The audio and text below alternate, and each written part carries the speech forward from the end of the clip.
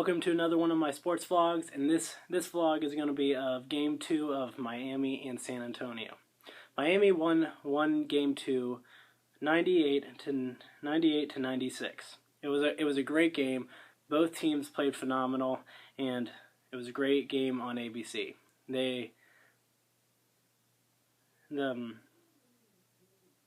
And Miami played phenomenal the last 3 quarters of the game. They didn't slow down. For the game, they shot 37 of 70 from the floor, which is 53%, and to San Antonio's 36 of 82 from the floor, which is 44%. Something that surprised, that really got me pretty mad with San Antonio was in the fourth quarter they didn't really get the ball inside to Duncan, and which I thought was one of the major keys to the game. The first half they fed it into him, and he had just a great half. And I think he was 5 of 6 from the floor. And the second half they didn't really look much to him. They were more focused on threes, and they got in trouble. And that's what they relied on, which didn't help them at all. And Miami would just let them shoot the 3 and keep on missing.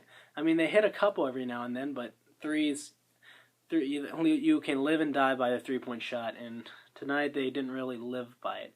Despite shooting 12 of 26, which is 46% from the floor, but it was one of those things where I thought, sure, they're a great 3-point shooting team, don't get me wrong, but I thought they could have done a lot more inside work with Duncan.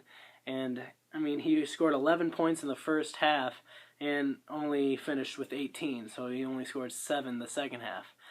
But he did get his 157th double-double with 18 points and 15 rebounds, and to tie with Magic Irving Johnson on most double-doubles in a playoff for a career. And I think he's going to get it this series, and that's going to be just one of the big landmarks on his career. But for Duncan, he just struggled that second half, and he ended up 7 of 14. So he was 5 of 6 in the first half. I mean, he had a great first half. Then he was only 2 of 8 in the second half, and it was.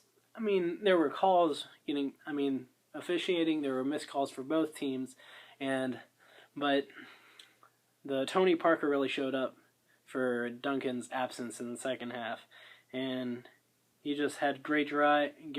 He's like a little worm that slides into the paint and just gets points, which is amazing.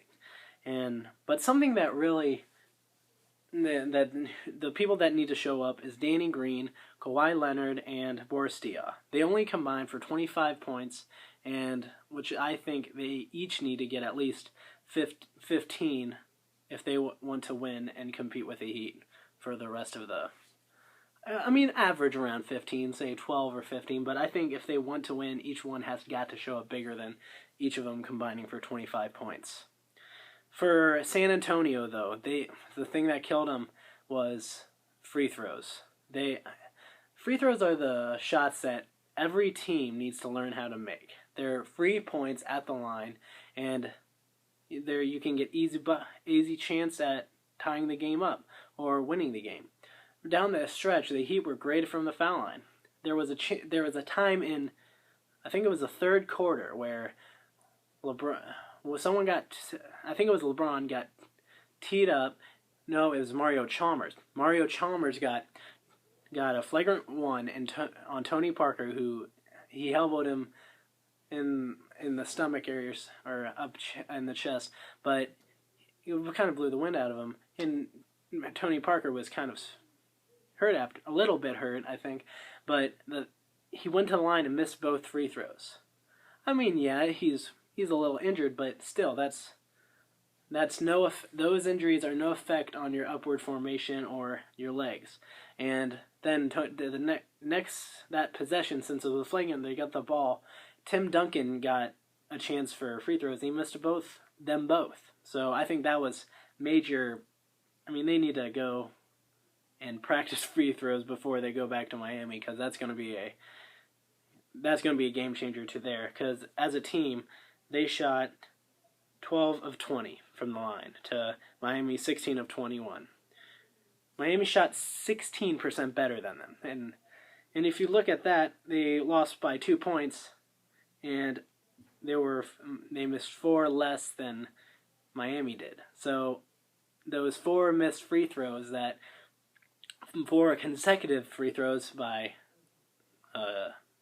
Parker and Duncan, would have really helped and cost them a game. But I'm not going to let that.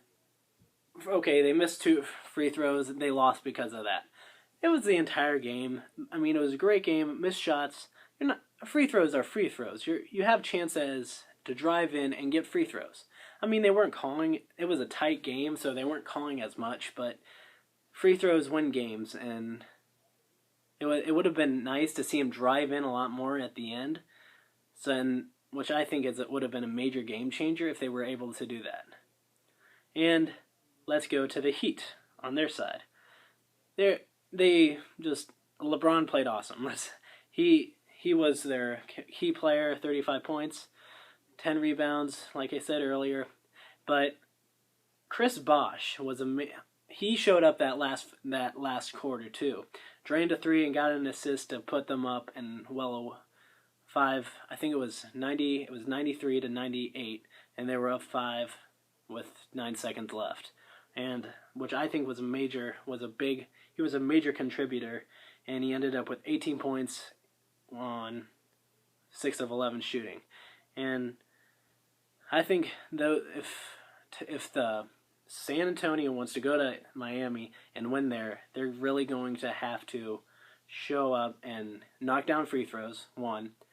Play better on defense. There were too many easy layups that I thought San Antonio allowed. So if they fix that up, I think they have also a better chance. 3rd, settle for good 3-point shots. There were several shots that I thought, okay, you had a chance to drive in or kick it into Duncan or Dia or someone else inside, splitter, and you take a wild 3. That's just weird. Just take the easy shot. It was an off-balance 3, but anyway, those are the 3 things I think they need to do to stop the Heat. The other 4th minor thing, I mean, it's not really minor. You can't really do anything about it. So keep LeBron. Stop LeBron. I mean, what are you going to do? He's a great all-around player. He can hit from outside, as we saw in that 3rd quarter. He can drive in. He's such a great player all around. So you're going to have to try and get him into foul trouble if you want to slow him down a little bit. But jump shot wise, Kawhi Leonard did a great job guarding him. But that's what I think about the game 2. So thanks for watching. I can't wait to see you for game 3. Have any questions of what other games I should do? Stanley Cup playoffs, any of that. I don't know much about hockey, so I'm just going to take what I think what happened in that game. It's not going to be that good, but take what you think about it. And so that's it. See you guys. Have a good day.